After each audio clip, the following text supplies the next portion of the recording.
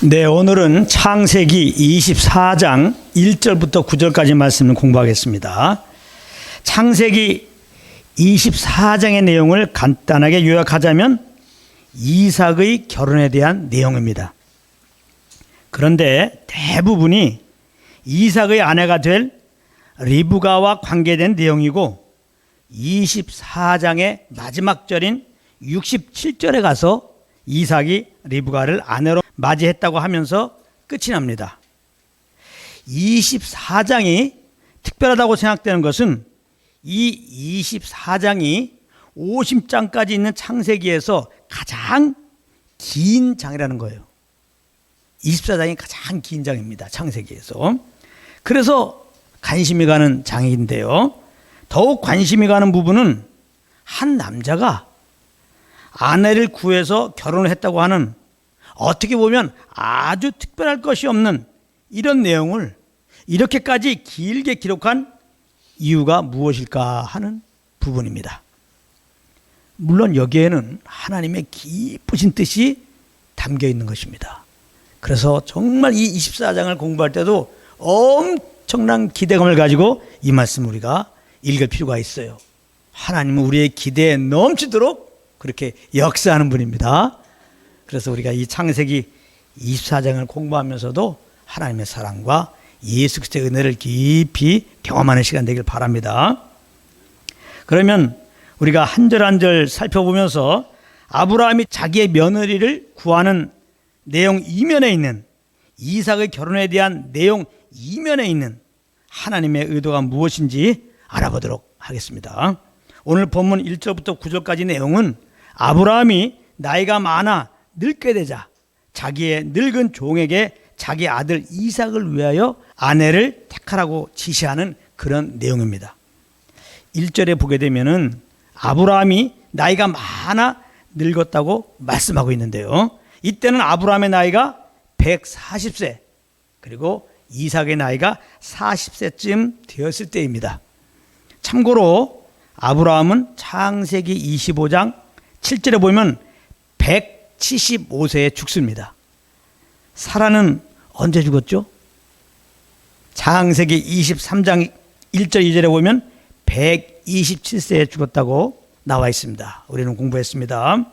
그러니까 하나님의 약속을 받은 사라와 아브라함이 23장과 25장에서 죽는데 그 사이에 있는 24장에 이삭의 아내가 정해지고 이삭이 결혼한 내용이 삽입되어진 것입니다.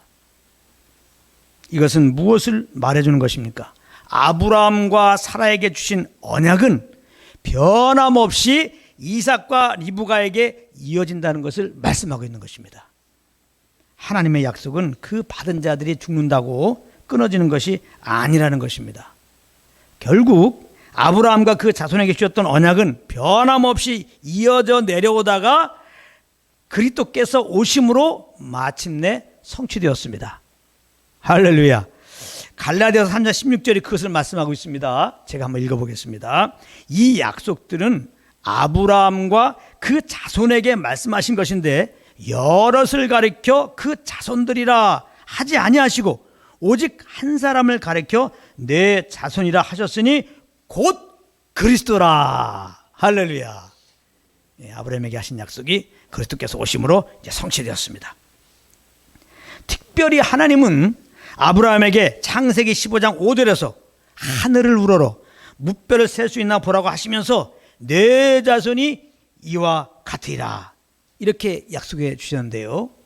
기억이 나죠? 이것은 바로 그리스도로 말미암아 많은 영혼들을 구원하시겠다고 하는 약속이었습니다. 이 약속 역시 그리스도로 말미암아 멈춤 없이 지금도 성취되고 있는 것입니다.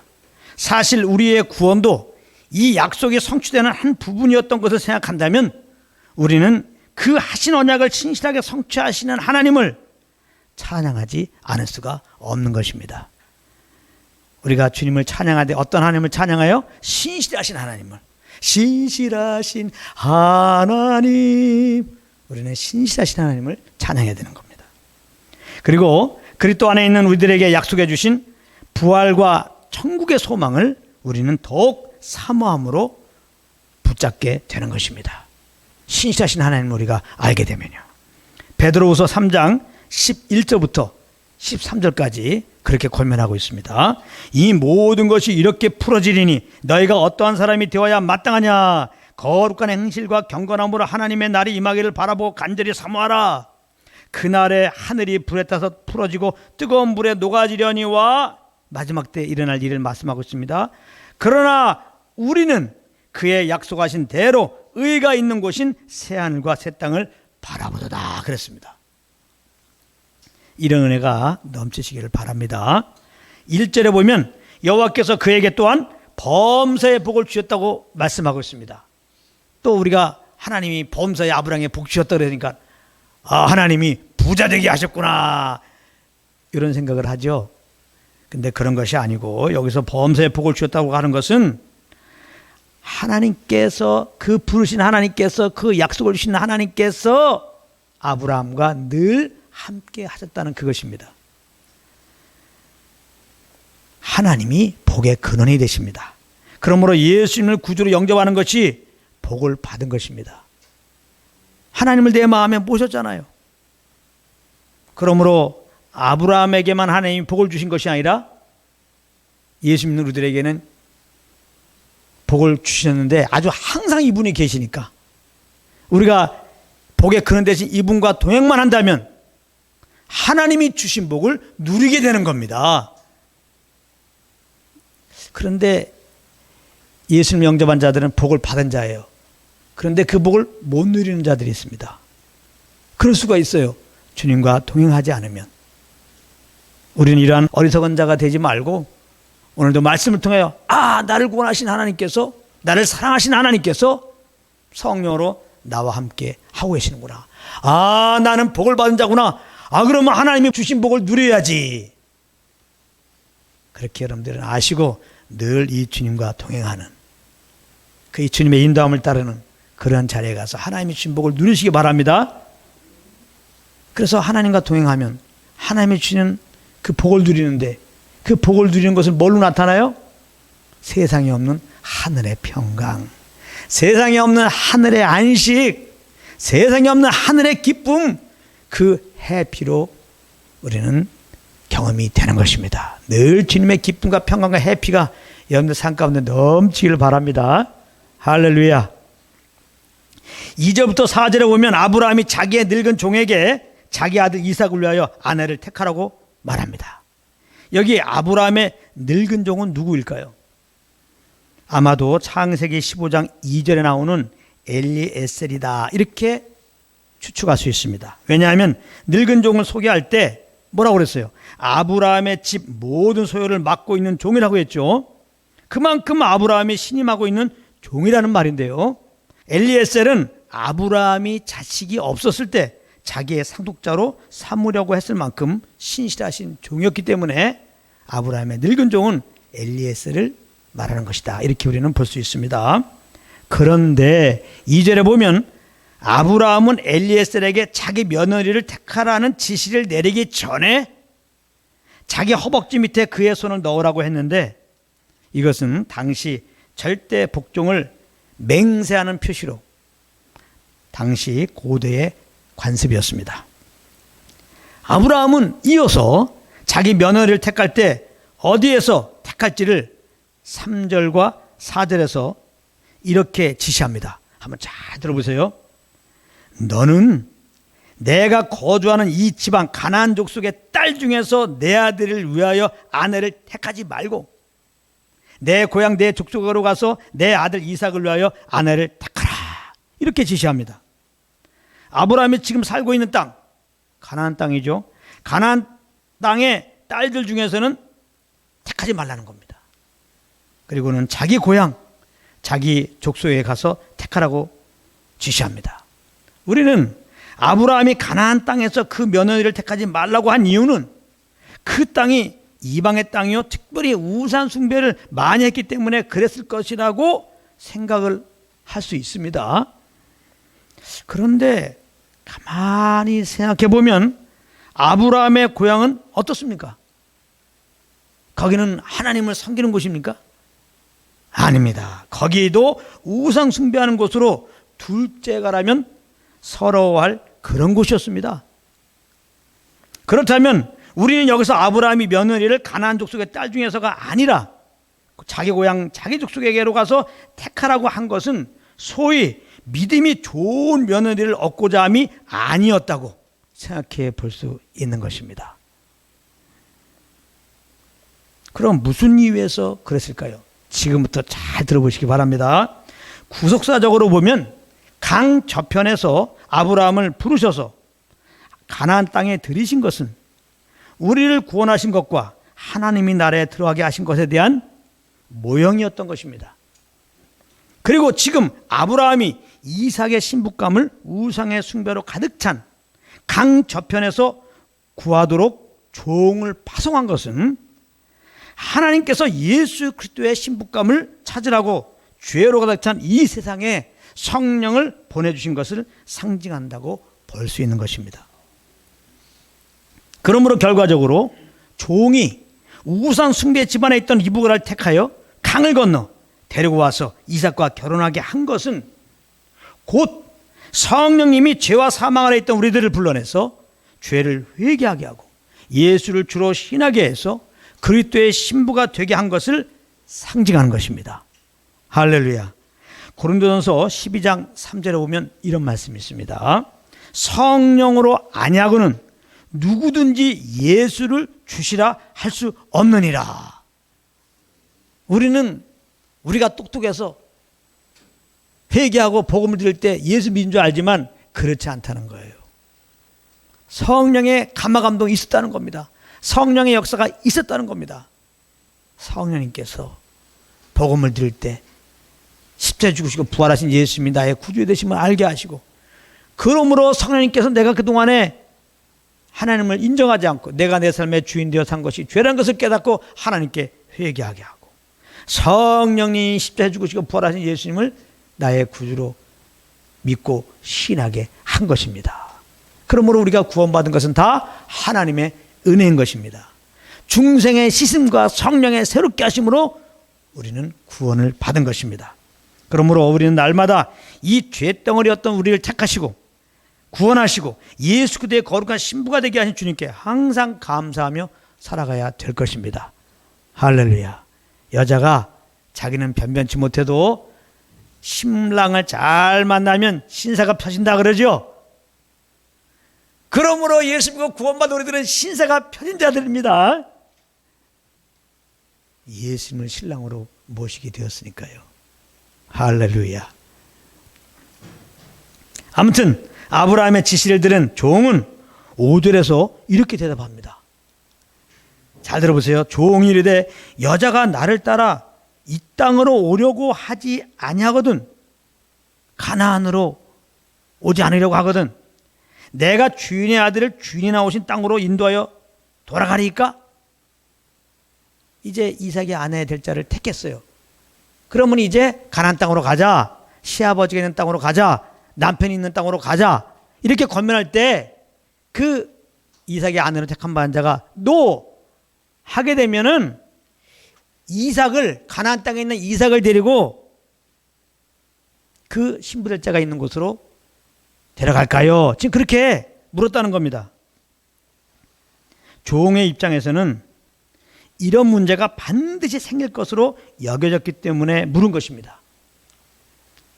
그도 그럴 것이 아브라함의 고향에서 아브라함이 거주하고 있는 가나안까지의 거리는 약 800km입니다. 약 800km란 말이에요. 여기서 대전까지가 약 300km예요. 부산까지가 500km예요. 800km가 얼마나 먼지 알겠죠? 그 당시에 교통수단은 발입니다. 발. 걷는 거예요. 자동차가 어디 있습니까? KTX가 어디 있습니까? 걸어서 800km를 가는 겁니다. 미래의 남편이 어떤 인격의 소유자인지도 잘 알지도 못하는 상태에서 자기 인생을 걸고 그 길을 나선다는 것이 상식적으로 불가능한 일이 되기 때문에 종은 지금 아브라함에게 물은 것입니다. 이삭의 아내 될 자를 택했을 때 가나안까지 안 간다고 그러면 어떻게 해야 되느냐? 그러면 이삭을 가나안에서 이곳으로 데려와야 되느냐? 당신의 고향으로 데려와야 되느냐? 지금 이렇게 물은 거라 이 말이에요. 이것은 지극히 자연스러운 질문입니다. 그런데 6절에 보면 아브라함은 만약 택함받은 자가 가나안 땅으로 오기를 거부하면 이삭을 그리로 데려가지 말라고 합니다. 즉 그 땅을 떠나서 가나안 땅에 오기를 거부하면 그는 자기 며느리가 아니라는 거예요. 이렇게 상식적으로 보면 도저히 성사가 되지 못할 일을 아브라함이 추진하는 이유는 무엇일까요? 7절에서 발견할 수 있습니다. 제가 읽을 테니까 잘 들어보세요. 이 7절이 또 중요합니다. 하늘의 하나님 여호와께서 나를 내 아버지의 집과 내 고향 땅에서 떠나게 하시고 내게 말씀하시며 내게 맹세하여 이르시기를 이 땅을 내 씨에게 주리라 하셨으니 그가 그 사자를 너보다 앞서 보내실지라 내가 거기서 내 아들을 위하여 아내를 택할지니라. 이렇게 아브라함이 말했습니다. 아브라함은 하나님이 가나안 땅을 자기 씨에게 주신다고 약속하셨기 때문에 그 종보다도 그 사자를 먼저 보내셔서 자기 아들을 위하여 아내를 택하실 것이라고 그렇게 지금 말하고 있는 것입니다. 이 말을 통해 보면 아브라함은 자기 고향을 떠나 가나안으로 인도하시고 그 땅을 자기의 씨에게 주리라고 하신 하나님의 약속을 하나님이 반드시 이루실 것을 믿고 있음을 알 수가 있는 것입니다. 그렇기 때문에 아브라함은 종보다 앞서서 필요하다면 그 사자를 보내어 이삭의 아내를 택하실 것이라고 이렇게 말한 것입니다. 그리고 혹 며느리 될 자가 가나안까지 오지 않는다면 이 땅을 너 씨에게 주리라 라고 하신 하나님의 약속과는 전혀 무관한 일이 되기 때문에 아브라함은 그렇다면 그가 며느리감이 아니라고 그렇게 말한 것입니다. 이삭을 그 땅으로 데려가지 말라고 단호하게 아브라함은 말하고 있는 것입니다. 여기서 우리는 며느리를 구하는 아브라함의 그 중심이 무엇이는지 그것을 우리가 잘 알 수 있는데요. 그 중심이 무엇입니까? 아브라함의 중심은 하나님의 약속에 있었다는 것입니다.